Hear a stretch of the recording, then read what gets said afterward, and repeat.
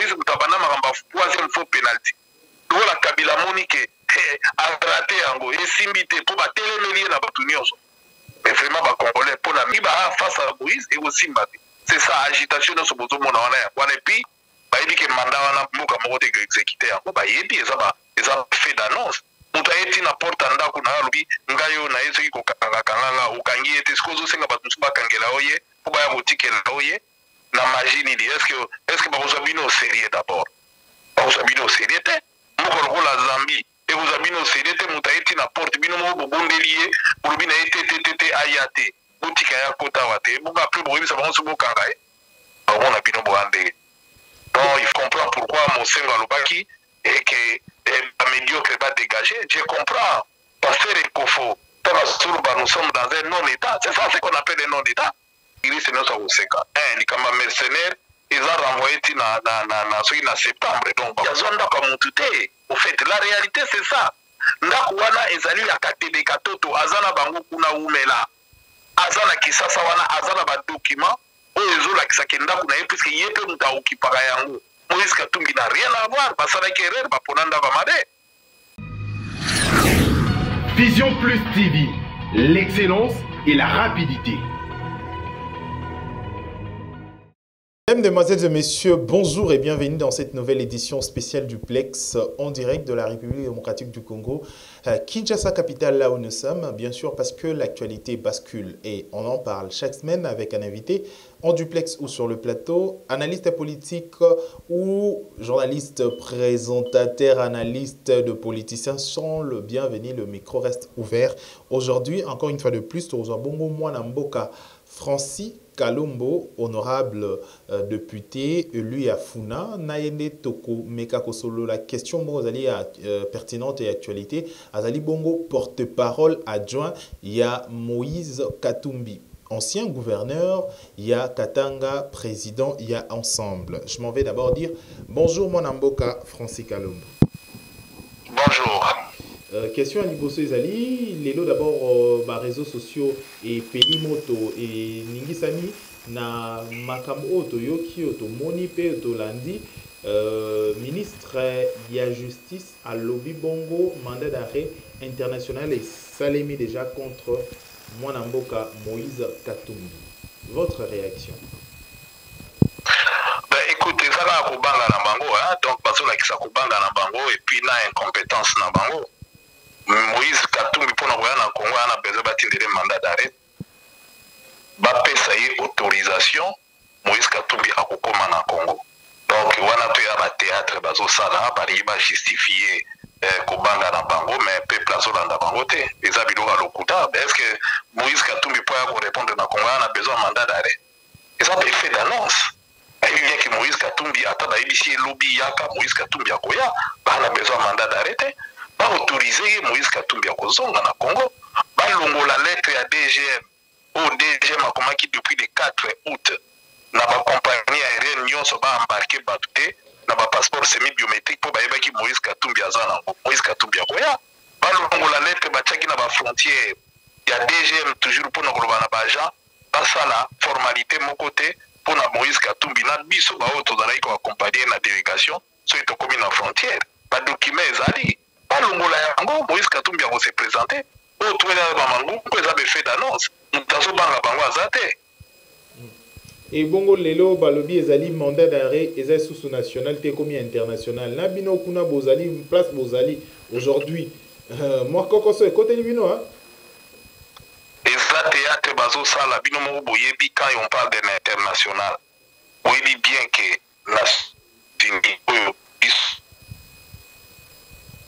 la Moïse Katumbi Fazonga un homme libre et qui biloko ba reprocher ezalaki des pipeaux. C'est une décision. La communauté internationale ne nous prend pas au sérieux. Qui va exécuter un tel mandat? Puisqu'il y a une décision qui a été prise. Et il y a un pouvoir qui n'a pas encore à Saint-Sylvestre. Vous voyez bien que Bakoro n'a pas libéré. Il faut tout la bango. C'est-à-dire à Gédéon Kyungu Nini. Parce que Gédéon a été condamné pour crime contre l'humanité, pour cannibalisme.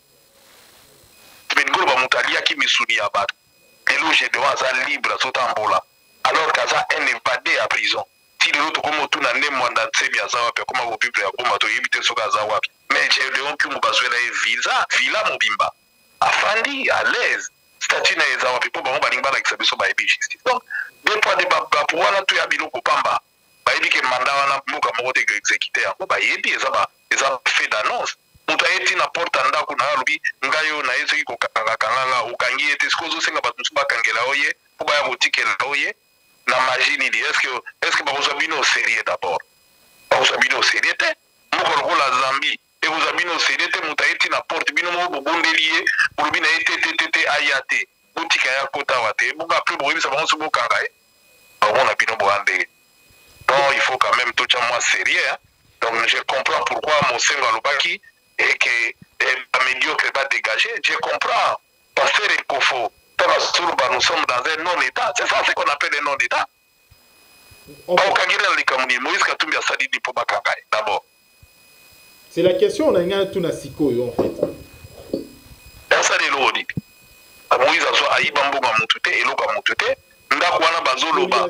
Bino nyonso boyebi yango. Nani babiloko spoliation ba immeuble ya batu ndako ya batu plutôt kozala isusu na makambo zali ya mercenaire ou bando reprocher awa tout ça wana so ebisi juriste no sa koseka ni kama mercenaire eza renvoyé na soki na septembre donc bakokaka ete il y a aucun mandat qui peut s'opérer procureur ne peut pas agir sur ce dossier oyo etali ya spoliation bazoloba bakondamnaki à 3 ans. Oui, bien que ce soit condamné par défaut et que ce soit ça la paix des suspensifs. On ne peut pas exécuter un tel mandat. Donc, sur le plan de droit, on ne peut pas le faire. On ne peut pas.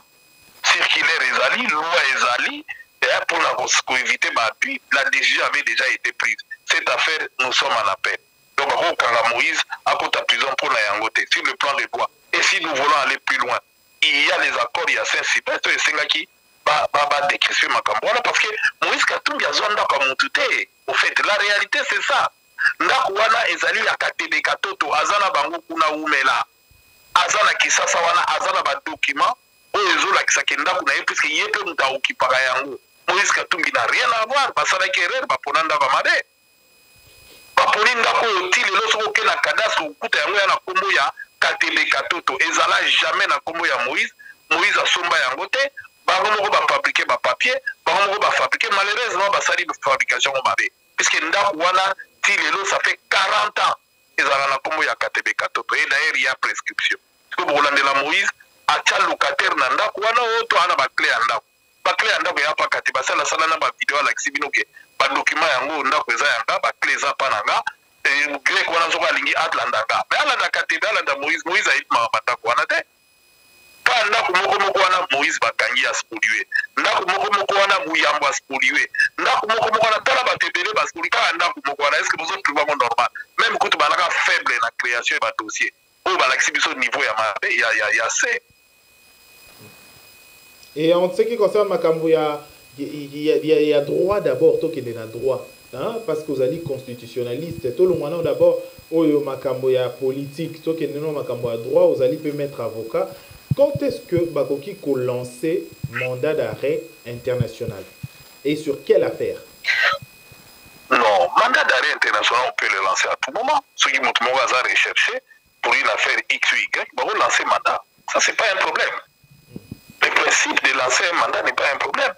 Mais moi, quand on a pu brosser la kangela biso mutu, bakotu na bino, to kangaye to tinde la bino yepona, nini, ça c'est tout à fait logique aussi. Il faut expliquer dans le Kangaye pour la Likambo. Or, quand il y a Moïse, il faut expliquer un peu plus. Mais il y a un population. Quand il y a Moïse, il faut que le Belgique, il faut que la biso Moïse, quand tout le monde est la biso, il va retourner à Likambo. Il va retourner là-haut, Likambo yanda, il y a pas. Mais loi la bino mogo lobi que Moutso va s'aller appel à Likambo. Il va y exécuter mandat. Est-ce que vous pouvez le mandat pour exécuter dans le puisqu'il y a la loi dans le Congo. Et lobi que ceux qui vont condamner Moutou par défaut. Et de deux. On a bien boza sérieux Moïse autorisation à qu'il ne se faire soigner na poto. Une semaine après, même pas quelques jours. Vos sujet est condamné par défaut. Est-ce que vous autres trouvez normal? Donc balingi Moïse a sabaté, pas condamné par défaut. Mbalo parle pas qu'il ngana ligina yanga mona samba. Asia komeli pe procureur, komeli bangonyo so na ligina ya. Boti kangana ya na répondre. parce que vous condamnez par défaut, alors vous empêchez de répondre à la justice. Bino mo bomonaki Amérique balobi ke yé ba kolanda pour na makambu ya ba mercenaire ake na ambassade senga visa pour ya ko se présenter alors que ba convoqué ba boya ko pesa visa mais finalement justice ngo ya de batika na bango ya makamba lokuta ba yiki ya bilo ba lokuta. Alors ezali nde peuple acha na mutu na ye bazo banga Moïse à la candidat pamba te soki Moïse aza candidat ako gagner ba élection ou même balingi ba tricher ba wana possibilité de tricher té. C'est ça la vérité. Ba yebi ke na batu mususu ba koyi kolukata ba tricher face aux évidences ya neti mwana ngala mola kisi. Mwana soka zwi 90% olingi o diminuer même olobi na diminuer au succès na ba 60% to ba 55% donc azwi ne kaka. Donc moi diminuer na ba 30% to 49% kozala te osimba te. C'est le cas bazana ngo. Face à Moïse et aussi c'est ça agitation dans ce besoin mon et puis le Moïse mutabana maramba troisième faux penalty le la Kabila Monique a raté ango et simbité pour ba télémélier na batu nyonso mais vraiment ba congolais pour la mémoire ba tout ba kufa tu as plus de 400 morts dans Malou tu as ba aussi tu as ba kasa nyonso ba buma kuna depuis kamina saputi lelo combien ba kufi ba fausse commune ezaboni nyonso wana pour la gali kambiana ki moko ba kenete pour Kabila gagner à moins 2 ans à gagner ba tout basili aussi là franchement pour la mémoire na ba on a un petit peu préféré résister faut tous avoir élection à la crédible digne ya quoi la élection et ça va peut ça bino cadeau par la Kabili et ça bi tout ma photo bunda tout mo midi pour tout bunda pour tout soyango muta ça la biso kagaza donc faut résister. Alors makambo mosusu ezali question bato belé bazali komi tout na paix. Biso P, et ça les préoccupations et attirer un peu l'attention à Biso, Moïse Katumbi, Azaka seul joker, il y a opposition T. Azaka seule personne, Oyo, peut-être, Ezali parti opposition T. Pourquoi est-ce que, pour vous, selon vous, Ezaka, Azoliko, Batupo, tout pouvoir, tout régime en place, Ezaliko Banga Moïse Katumbi. Mais, autre, mettons, qu'est-ce qui se cache derrière l'assaut entre le président en place avec Moïse Katumbi? Likambwango Ezalaka Nini, entre nous. Mais Likambwango Ezali, qui est la première personne où Azalaki la majorité a tombé la voix Nicolas Lobi, troisième faux pénalty au Libayangote, troisième mandat. Et ça Moïse Katumbi. Pour la Kabila Moni Moutabana pour télémélaye avant Batunios. Oui, bien, Moïse Katumbi a télémélaye Kabila. Kabila a eu moyen de yangwa inae, abien tabebisi kop nae, mais la minute tout sur la tête, mais il a certes troisième libaya puis a tikali président. Et les Outiwana, partout tout va télémélaye. Mais nous avons ici, pour tout comme Kabila ndima kende. Ezali cadeau, ezali cadeau te, ezali fouille avec tout ma congolais ne se baboundi. Ba manevre banda wapi. Ba bisi bitumba la Kasai. Ba décimer ba Kasai nyonso pour balo bake, mbo ezate moyen to ça l'élection te tout si ça y a bitumba. Mais bon, ça la mémoire des hommes poussé. La janvier, quand tu vas couper boni, bino mo boyebi, si tu es dans Malukukuna, 400 morts Makunda, sans compter ba 150 officiels. Mais bon, on a plus de 400. Combien de bateaux va couper? Autocom à la place autocom. C'est-à-dire le peuple a résisté. Le peuple congolais a résisté, a foutu prix à Makinate pour lobi à jouer élection en côté ya Bundeli. Et ça question à principe. Faut tout boire yango. Le peuple faut résister. Parce que nous avons ça dans cadeau Azat et surtout pas la Kabili. Donc nous avons ça dans cadeau. Donc ceux qui le dans monde qui nous besoin que pas on va affaiblir Moïse Katumbi. Non. Et ça Moïse Katumbi c'est l'ensemble du peuple congolais qui va fragiliser. C'est l'ensemble de l'opposition qui va fragiliser à travers Moïse Katumbi. Parce que va imputer Moïse Katumbi. Va dire que l'objet va imputer Jean-Pierre Bemba. L'objet va couper et comme Batunio après va glisser les élections. Mais tout le monde a dit que ba kati téléphone, ba kati bina internet et l'autre ba bengi kingani a gagné. Bon le la bino moko. Faut auto résister siko. Pas de décryptation, pas d'élection, pas de machine à voter, pas d'élection. Donc moi ya bino konyo so wana puis élection à la crédible, transparent. Dans le cas contraire, bozo yango ba benga ya kibuti et lobi to leli. Donc ça ne sert à rien.